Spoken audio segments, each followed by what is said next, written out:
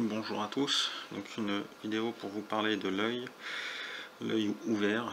J'aime bien les jeux de mots à deux balles dans les titres de mes vidéos. Je voudrais commencer par un rappel, un rappel chronologique en fait. Et avant ce rappel chronologique, faire une petite dédicace à Ange 4353. Donc j'ai vu ta vidéo sur YouTube. Je te remercie de l'invitation que tu m'as faite, mais je vais la refuser. Donc n'hésite pas à me demander dans les commentaires les raisons, je te les donnerai, il n'y a pas de problème. Là je m'étends pas parce que là j'ai 15 minutes. Donc, mais en tout cas je te remercie beaucoup et j'ai été touché par cette considération mutuelle. Donc je voudrais faire donc un rappel chronologique. Donc on va commencer au 9 avril 2013 et donc avec la création de l'EIIL, l'œil d'Isis. Quand vous faites la lecture de l'œil, le IIL, ça peut donner l'œil. Donc c'était Ange 4353 qui avait fait cette remarque. L'œil d'Isis, hein, Isis c'est le IIL en anglais, donc c'était une belle remarque qu'avait fait Ange 4353. Et donc ce 9 avril 2013, le IIL naissait, l'œil, et rompait donc les liens avec Al-Qaïda, des liens qui existaient depuis 2006 avec Al-Qaïda. Donc suite à cela, on peut prendre une autre date, celle du premier Ramadan 1435, ou le 29 juin 2014. Et donc l'œil devient pas LAID, mais l'EI, l'État islamique. Et donc, le calife, le califat est proclamé en fait. Et donc al-Baghdadi II entre en fonction. Parce qu'avant, Abu Bakr al-Baghdadi, devenu calife Ibrahim, vers 2006, c'était Abu Omar al-Baghdadi. Donc ça c'est le 29 juin, le premier Ramadan, proclamation de l'État islamique. Assez rapidement, moins d'un mois, un peu plus d'un mois après, le 8 août 2014, nous avons les premières frappes US. Donc ces frappes et ces soutiens aussi par des formateurs, hein, qu'ils soient américains ou iraniens ou d'autres pays, se font durant cette période assez troublée en fait. Et donc le 15 octobre 2014, suite à la réunion de l'ONU en fait, et suite aussi à une réunion de 22 chefs d'état-major, en fait, une coalition officielle qui va officialiser tout ce qui existait avant depuis le 8 août. Une coalition de 22 pays lutte contre l'État islamique. Donc les Américains à la tête de cette coalition l'ont nommé détermination immuable. Donc là, on ne sait pas trop ce qui va arriver par la suite. Je voudrais aussi faire un petit point, un petit rappel sur cet État islamique. Voilà, faut que je tienne les feuilles, ça va être mieux. Et donc cet État islamique est rejeté par par tous les pays et toutes les nations bien évidemment, mais par tous les moudjahidines, tous les combattants qui soient en Syrie, en Irak, en Afghanistan, au Mali, un petit peu partout. Et donc s'ils sont rejetés, c'est qu'il n'y a pas eu de Shura, en fait. C'est un calife autoproclamé. Et donc la Shura, en fait, ouais, pour donner des clés de lecture franco-françaises, le calife, en fait, est élu au scrutage indirect. Donc il y a une assemblée de clercs, de savants musulmans qui donnent son avis, et puis il y a aussi tous les chefs militaires des différents groupes armés et groupes de résistance qui se prononcent aussi élire le chef. Donc on peut dire que c'est un système qui est très similaire du système royal français avant la réforme de Philippe Auguste. Donc c'est le système califal est un système royaliste électif, on va dire. Donc c'était un premier rappel général, on va dire. Et donc pour émettre une hypothèse farfelue, il faut un angle d'attaque, hein. Et donc le point de vue que je vais adopter dans cette vidéo, c'est que l'œil est sincère. Donc la sincérité de l'élite de l'État islamique. Donc je ne vais pas remettre en cause cette sincérité, et je vais accepter que ce soit des takfiris. Donc le takfirisme, ouais, avec une clé de lecture franco-française, ce sont des inquisiteurs en fait. Ils apostasient toute personne qui n'est pas d'accord avec eux de près ou de loin. Et donc cette clé de lecture franco-française permet de voir quelle est l'utilité en fait de mettre des takfiris à la tête d'une résistance musulmane en fait. C'est que de même que l'Inquisition discrédite l'Église catholique et toute idée de théocratie en fait, ça discrédite l'islam. Et tout éventuel califat et toute éventuelle organisation étatique musulmane.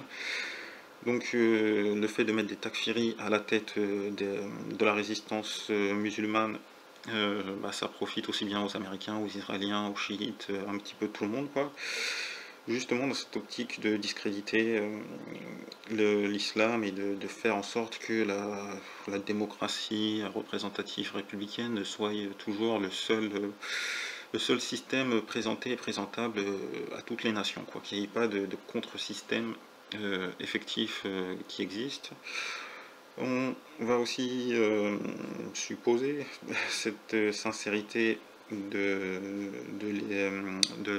la base en fait des Moudjahidines. Donc c'était monothéiste tolérante. Ouais, il a supprimé sa vidéo, mais donc avait utilisé une formule qui m'avait plu en fait. Il disait que c'était un brasier de cœur pur. Donc en fait dans ce qui s'est passé ouais, depuis 2011 et la guerre en Syrie jusqu'au premier Ramadan en 1435 en fait, où il y a eu des combats fratricides entre l'État islamique et le reste des Moudjahidines. Et donc que les combattants, qu'ils soient syriens, irakiens ou de toutes les autres nations concernées, musulmans, et qui sont partis faire la guerre contre Bachar el-Assad et sa dictature, se retrouvaient à faire la guerre contre leurs propres frères. Et donc c'était vraiment un brasier à cœur pur, cette situation qu'il y a eu pendant presque 2 ans, en fait, 2012 à 2014 en Syrie. Mais il semblerait que le nombre de personnes sincères au sein de l'État islamique tente à changer, ou que l'élite takfiri écoute les rappels qui lui sont faits, car il y a eu une libération de 93 prisonniers kurdes de Kobané. Donc peut-être que les cœurs purs dans les rangs de l'État islamique ont atteint un seuil critique qui leur permet d'être à des niveaux hiérarchiques opérationnels sur le terrain, comme brigadier, comme colonel, et donc de passer outre l'élite takfiri. D'ailleurs on ne sait même pas où est le calife al-Baghdadi II, on ne l'a toujours pas revu depuis son prêche à Mossoul, je crois.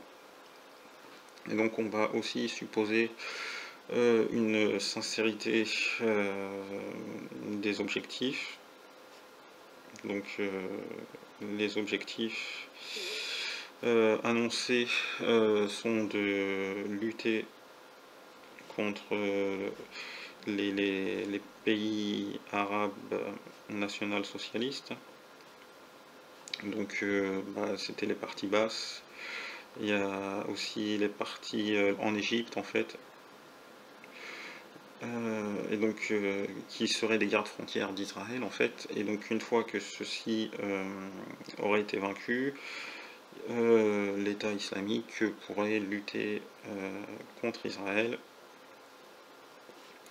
et donc libérer Al-Quds et Al-Aqsa, donc in fine quoi, libérer Al-Aqsa qui est en ce moment au cœur de l'actualité. Al-Aqsa, AQ, ouais, petite dyslexie. Bref, donc dans cette optique-là, en fait, que l'État islamique n'est le faux né de personne, hein, qu'il a une force automotrice et que bon, il y a parfois des intérêts qui font qu'on le laisse faire, des intérêts convergents ponctuels.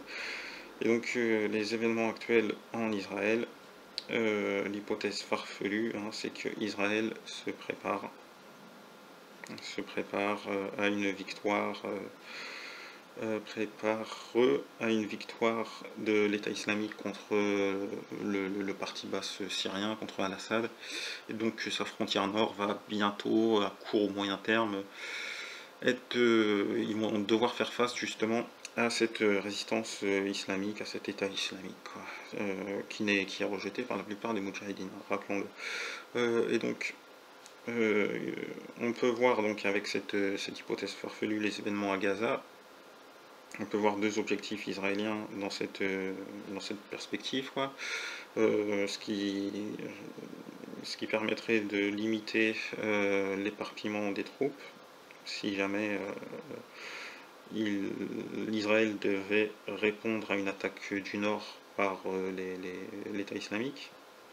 Donc un Gaza qui aurait été en fait totalement dans lequel il n'y aurait plus de résistance armée en fait, permettrait de mettre toute sa puissance de force sur le nord. Et donc l'objectif serait aussi donc d'en finir avec le Hamas, qui est quoi qu'il arrive un objectif, hein.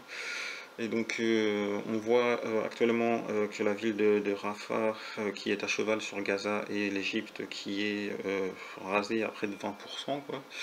Donc toute la frontière égyptienne, la ville de Rafah, sur toute la frontière entre Gaza et l'Égypte est rasée, pour donner une dead zone de 500 à 2 km. Donc vraiment Gaza va être coupé de tout le monde, quoi. Cette dead zone de 500 à 2 km existe déjà avec Israël, et donc cette dead zone va aussi exister avec l'Égypte. Et donc il y a des événements actuellement en Égypte, à Gaza. Il ne faut pas l'oublier, même si le cœur de l'actualité est en Cisjordanie. Et donc l'objectif en Cisjordanie serait, dans cette perspective, de toujours garder l'initiative. C'est une chose, initiative importante dans l'art de la guerre. Garder les initiatives, c'est la base en fait. Et donc à quoi servirait en fait la judéisation d'Al-Aqsa? Donc je vois quelques petits objectifs en fait. C'est de faire de la contre-propagande. Donc deux possibilités en fait, où ça permettra de mettre en doute, remettre en question les objectifs de l'État islamique, parce que pour l'instant il n'est pas en état de répondre à Israël. Il y a toujours Al-Assad qui fait tampon, donc ils pourront remettre en cause ces objectifs. Et le deuxième objectif possible d'une contre-propagande, c'est une annexion, une judaïsation à court terme pour remettre en selle les péris arabes national-socialistes qui sont fortement ébranlés en fait. Et donc de faire un petit coup de communication, une brève incursion, et sinon de préparer la défense. Si jamais ils doivent protéger Al-Aqsa, il vaut mieux se préparer le plus tôt possible. Donc voilà une petite hypothèse farfelue, bonne continuation.